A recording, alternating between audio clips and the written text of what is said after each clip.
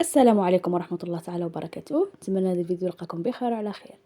البنات اليوم نقدموا ورقة البسطيله نصايبوها في الدار بجوج طرق تاع الطياب ديالها. المهم ساهله ماهله، تبعوا معايا غير الطريقه تاع التحضير وطريقه الطبخ. المهم عندنا جوج كيسان تاع دقيق ابيض، نديروه في واحد البول او نديروه في واحد البلاصه اللي غنعجنوا فيها.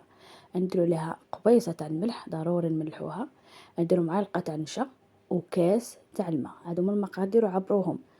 من الاحسن عبرهم ضوبلوهم ضروري نخلطهم مزيان، ندوزوهم في الصفايه باش مبقاش فيهم حبوب.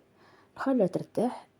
من بعد ما ارتاحت لينا غنشدو كامله، نديرو فيها الماء سخون، نغلو الماء، نديرو فوقو المقله ونبداو كندهنو بالشيته. ندهنو العجين اللي كندرنا السائل وكندهنو به المقله، كطيب بشوي بشوي. هذه هي الطريقه الاولى، ها هي ها وريقاتها. الطريقه الثانيه اللي في الكسكاس ساهله ماهله. كنديروا واحد الكميله او طنجره فيها الماء، كنديروا فوق زيت حياه يكون نظيف، كنعاودوه بالجناب باش ما يتحتاش لينا وسط الماء.